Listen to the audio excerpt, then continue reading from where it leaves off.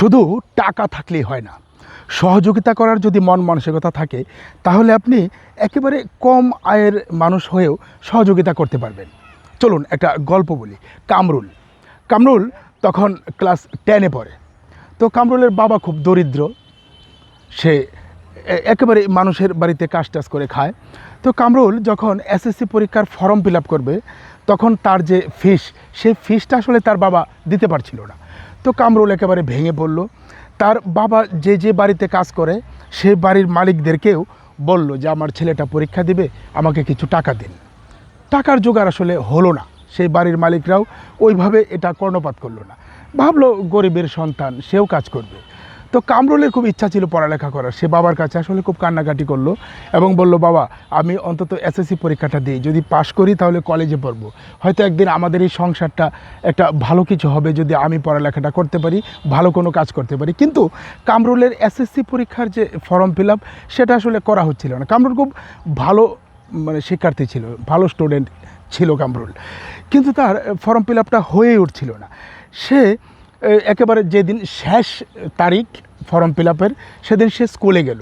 স্কুলে গিয়ে প্রধান শিক্ষককে বিষয়টা বুঝিয়ে বলল, কিন্তু আসলে প্রধান শিক্ষকের মন গড়ল না। বলল যে অন্তত বোর্ডের যে ফিটা সেটা তোমাকে দিতেই হবে। তো কামরুল একেবারে ভেঙে পড়ল। স্কুলের পাশে একটা রাস্তায় দাঁড়িয়ে একেবারে কান্না হাউমাউ করে কাঁদতে থাকলো। খুব পাশ দিয়েই একজন রিক্সা চালক যাচ্ছিলেন, তার প্যাসেঞ্জার নেই, খুব খালি। সে দূর থেকে দেখলো যে একটা ছেলে কান্নাকাটি করছে, ছেলেটা মোটামুটি বড়। তো কাছে গিয়ে জিজ্ঞেস করলো, বাবা তুমি কেন কান্নাকাটি করছো? তো কামরুল আসলে বলতেই পারছিল না। কোনো এক সময় কামরুল ওই রিক্সা চালকের কাছে বিষয়টা বলল যে আমার আজকে ফর্ম ফিল আপের শেষ ডেট, আমি আসলে টাকা জোগাড় করতে পারিনি, আমার বাবাও টাকা জোগাড় করতে পারেনি।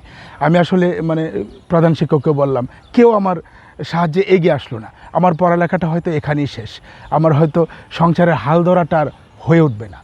রিক্সা চালক অনেকটা কামরুলকে সান্ত্বনা দিল এবং বলল যে তোমার কত টাকা লাগে? তো কামরুল বলল, আমার 650 টাকা লাগে। তো রিক্সা চালক ওই দিন সারাদিন যে টাকা রোজগার করেছিল সব টাকা মিলিয়ে গুনে গুনে 650 টাকা দিল যে তুমি ফর্ম ফিল আপটা করো। তো কামরুল বলল যে আপনি আমাকে চিনেন না, জানেন না, শোনেন না, আপনি টাকাটা দিবেন। ওই রিক্সা ড্রাইভার তখন একটা কথা বলল যে বাবা, আমি খুব দরিদ্র পরিবারের সন্তান ছিলাম, স্কুলেও ভর্তি হয়েছিলাম, এই স্কুলের ফিস দেওয়ার জন্যে আমার পড়ালেখাটা হয়নি, আজ আমি রিক্সা চালাই। আমি চাই না যে তুমিও ভবিষ্যতে রিক্সা চালাও বা ছোটোখাটো কোনো কাজ করো। আমার এই টাকাটায় তুমি যদি একটা ভালো কিছু করতে পারো তাহলে আমি সারাদিন যে পরিশ্রমটা করেছি সেটা আমার সার্থক হবে। কামরুল আসলে কি বলবে কোনো কিছু না ভেবে টাকাটা নিল এবং দৌড়ে চলে গেল স্কুলের ভিতরে এবং সে ফর্ম ফিল আপ করে অনেকটা খুশি মনে বেরিয়ে আসতে থাকলো। ওই রিক্সা ড্রাইভার তখন অপেক্ষা করতেছিল সর্বশেষ দৃশ্যটা দেখার জন্য। কামরুল এসে বলল যে আমি ফর্ম ফিল আপ করেছি, আমি পরীক্ষাটা দিতে পারবো। রিক্সা ড্রাইভার বলল যে আমি আজ খুব তৃপ্তি পেলাম, আমি পড়ালেখা করতে পারিনি, তোমার এই যে সাহায্যটা আমি করেছি এটাই আমার জীবনের সবচেয়ে বড় পাওয়া। কামরুল ওই রিক্সা ড্রাইভারের ঠিকানা জিজ্ঞেস করলো। রিক্সা ড্রাইভার বলল যে না, আমার ঠিকানা তোমার দরকার নেই, যদি কোনো দিন দেখা হয় রাস্তায়, তুমি যদি ভালো কিছু করতে পারো তাহলে আমার এই টাকাটা তুমি ফিরিয়ে দিও। এই কথা বলে সে রিক্সাটা চালিয়ে চলে গেল। কামরুল অপলক দৃষ্টিতে তাকিয়ে রইল, রিক্সা ড্রাইভার রিক্সা দিয়ে চালিয়ে চলে যাচ্ছে। কামরুল একটা সময় কলেজেও ভালো পড়ালেখা করলো এবং কোনো মতে কষ্ট করে পড়ালেখাটা সম্পূর্ণ শেষ করে কামরুল একটা ভালো চাকরি পেয়েছিল। সেটা অনেক বছর পরের ঘটনা। কামরুল খুব স্যুট বুট পরে একটা অফিসে চাকরি করে যখন বের হচ্ছিল, সেই যে রিক্সা ড্রাইভার তাকে সেই অফিসের সামনে প্যাসেঞ্জারের অপেক্ষায় দাঁড়িয়ে থাকতে দেখলো। কামরুল সেই রিক্সা ড্রাইভারকে চিনলো এবং এসে বলল, আপনি আমাকে চিনতে পেরেছেন? তো এই রিক্সা চালক বলল যে না বাবা, আমি তো আপনাকে চিনতে পারিনি।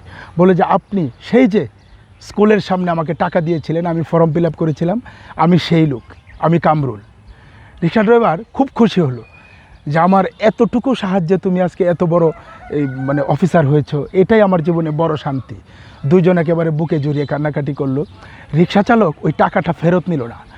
আসলে আমাদের সমাজে এরকম অনেক লোক আছে যাদের সামর্থ্য আছে কিন্তু সাহায্যটা করে না। আপনি দেখুন ওই রিক্সা ড্রাইভার, তার আসলে সামর্থ্যটা কতটুকু, সে সারাদিন রিক্সা চালিয়ে তারপর সংসারে চাল ডাল কিনে, সে কিন্তু সাহায্যটা করেছিল। আসলে মন মানসিকতা থাকতে হবে, আপনি যে কোনো জায়গা থেকে মানুষকে সাহায্য করতে পারবেন। এই ছিল রিক্সা চালক এবং কামরুলের গল্প। থাকবেন আমাদের সঙ্গে, আমাদের গল্প চ্যানেলটি অবশ্যই সাবস্ক্রাইব করবেন।